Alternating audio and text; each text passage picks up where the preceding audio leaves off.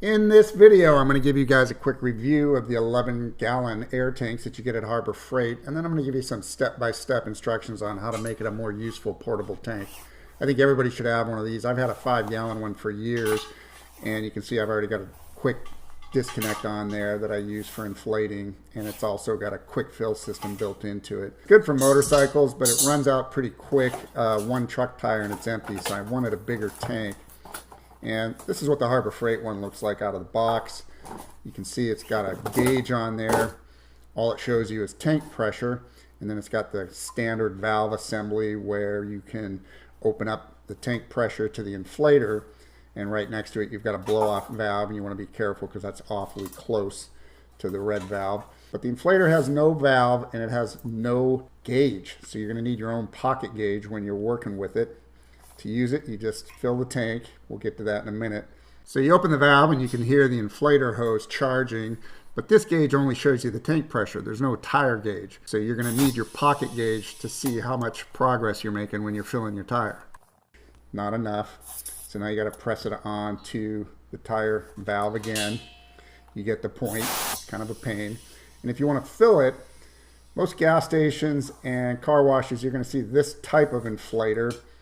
You're going to need to hold it onto the tank valve with one hand while you're holding the inflator with the other. And you have to stay like this the entire time you're trying to fill it. It's a pretty slow process.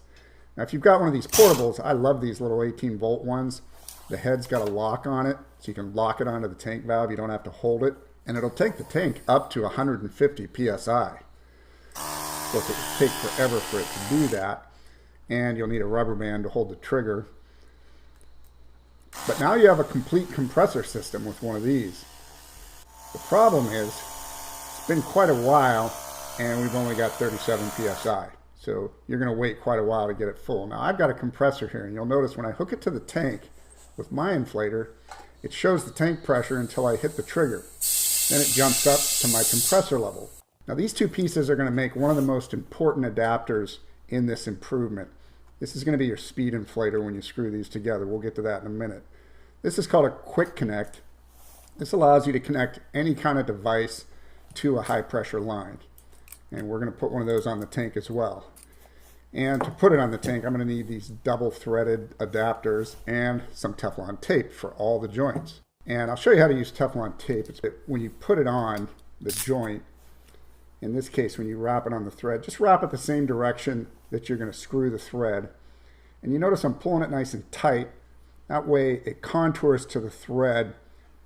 And once you get about 4 winds on there, just go ahead and finish wrapping it on. And now we can take the other half of our speed inflator and we can just hand tighten the two together. And we'll finish it off with a wrench. Put a couple more turns on there with the wrenches so it's nice and tight.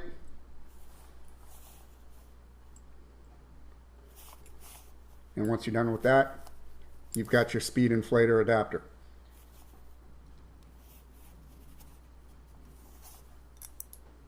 Now we can remove the inflator hose that comes with it.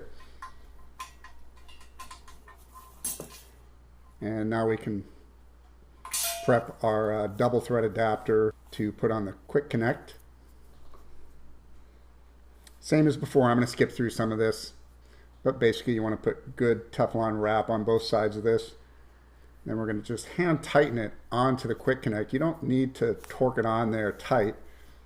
We're going to take care of that in a minute. Now take the whole assembly and hand tighten it onto the tank valve.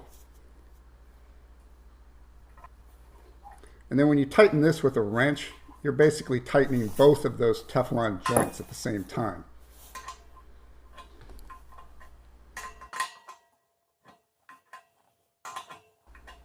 And this is our new inflator hose. You'll notice I've already put adapters on there, and the threads are 1/4 inch NPT, which is the same as MIP and FIP if you're shopping for stuff. And I've already got a quick connect on the other end of it too.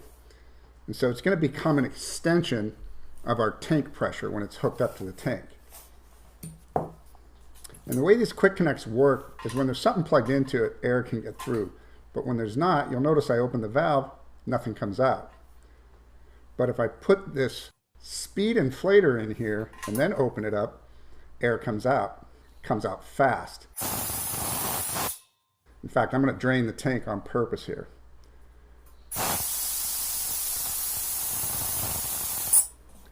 Okay, and now I'm going to demonstrate how much faster the thing fills with the compressor using the speed inflator adapter. So now that it's all hooked up, just open the valve. You can hear the air rush in a lot faster. And eventually the compressor will kick in.